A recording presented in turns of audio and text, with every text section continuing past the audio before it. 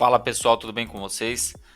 Hoje nós vamos trabalhar então com o experimento de reação de neutralização ácido-base, tá? Vamos fazer uma leitura, uma contextualização, como que funciona esse tipo de reação, o que ela vai formar, quais serão os reagentes, os produtos.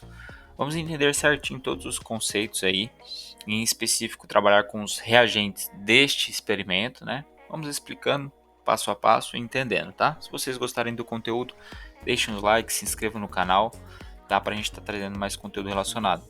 E se vocês precisarem de apoio nessa ou em outras atividades de engenharias, de modo geral, química, física, cálculo e qualquer outra área de engenharia, nosso contato está na descrição, tá? É só nos contatar e a gente vai atender vocês. Vamos dar início então, vamos fazer a leitura, vamos entender certinho, ó. Para muitas pessoas, vamos entender primeiro qual é o objetivo desse experimento, né? Neste experimento, você irá determinar a quantidade em massa de ácido acetilsalicílico em comprimidos de aspirina através da titolometria. Deixa eu só fechar aqui. Através da titolometria de neutralização.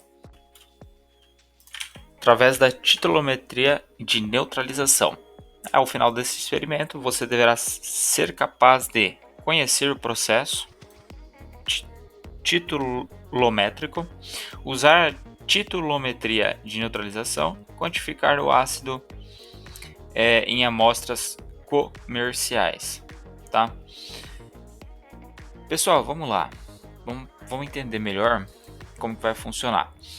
Para muitas pessoas, ácidos e bases são tão familiares quanto a aspirina e o leite de magnésia. Embora muitos não saibam como designar essas substâncias quimicamente, hidróxido de magnésio, leite de magnésia e ácido acetilsalicílico, aspirina, além de ser a base de muitos medicamentos e produtos fabricados, ácidos e bases também são muito importantes na manutenção de processos industriais e sistemas biológicos. Os ácidos são substâncias que se ionizam em água para originar hidrogênio, e as bases são substâncias que se ionizam em água para originar íons de hidróxido, OH-. Essas definições foram formuladas no final do século XIX pelo químico sueco Arrhenius para classificar substâncias cujas propriedades em solução aquosa eram bem conhecidas. Existem outras teorias sobre ácidos e bases, porém a teoria de Arrhenius será suficiente para esse momento, no caso para esse experimento. A reação que envolve um ácido e uma base é conhecida como reação de neutralização. Geralmente, a reação ácido-base em meio aquoso gera sal e água.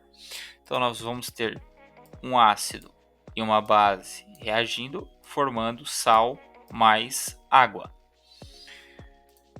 A substância conhecida como cloreto de sódio, NaCl, é o produto de uma reação ácido-base, sendo formada pela reação do ácido clorídrico com o hidróxido de sódio. Então, nós temos aqui ácido clorídrico reagindo com o hidróxido de sódio, tá? Com hidróxido de sódio, formando cloreto de sódio mais água, conforme citado nesse exemplo aqui. Em solução aquosa, o ácido e a base estão completamente ionizados. Dessa forma, podemos representar a equação na forma iônica. Então, nós temos hidrogênio aquoso, mais cloro, mais sódio, mais hidróxido, formando Na+, mais cloro, mais água. Tá? No entanto, a reação pode ser simplificada omitindo a presença dos íons espectadores, Na+, e Cl-, o cloro e o sódio, né? Dessa maneira, a reação pode ser representada pela equação iônica simplificada. H+, mais OH-, formando o nosso H2O.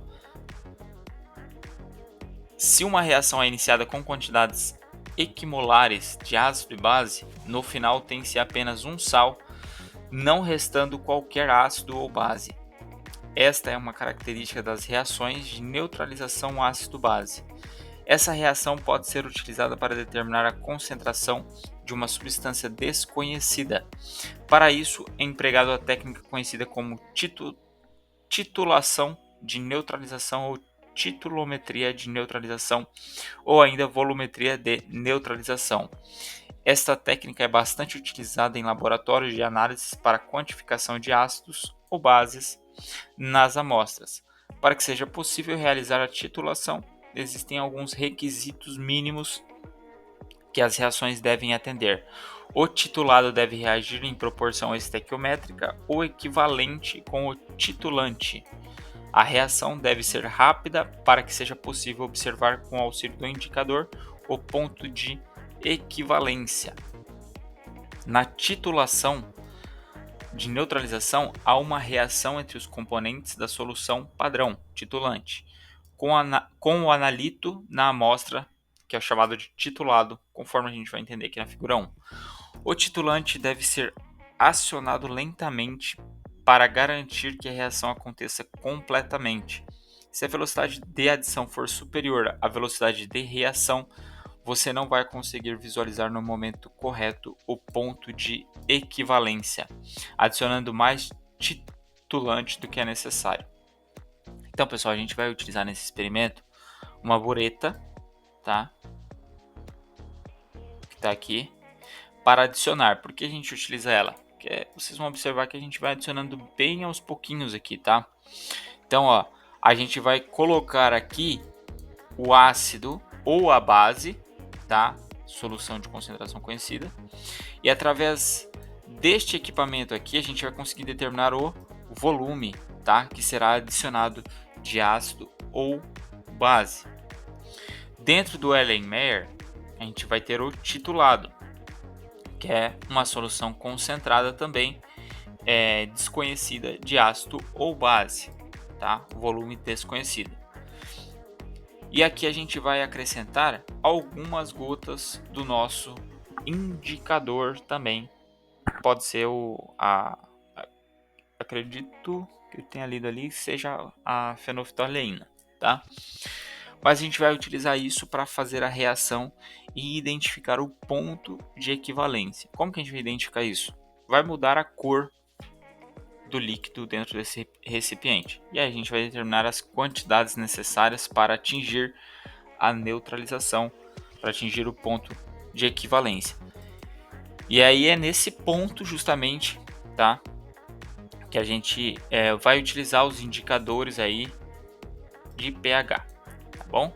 Vamos entender melhor, vamos dar início ao experimento, tá, para não ficar muito também. Mas olha só, a gente vai obter algo que fique incolor em meio ácido e rosa no meio básico. Então, através da cor ali, a gente vai poder identificar. E por isso a gente tem que ir identificando, ir acrescentando ali aos poucos, para a gente conseguir verificar esse ponto de mudança de cor, tá? Então, vamos só se atentar a esses detalhes, para a gente não cometer nenhum erro durante o experimento, tá? E aqui a gente vai utilizar algumas fórmulas também, algumas normal de conversão, né? Que a gente vai utilizar aqui para calcular o número de mols através da massa molar e do volume, tá? E aqui ele já traz uma simplificação também com a massa molar, para a gente estar trabalhando com hidróxido de sódio, tá? Aqui ele traz o significado de cada uma, mas a gente vai utilizar a tabela periódica também para confrontar esses dados aqui e conferir certinho. Vamos dar início então ao experimento.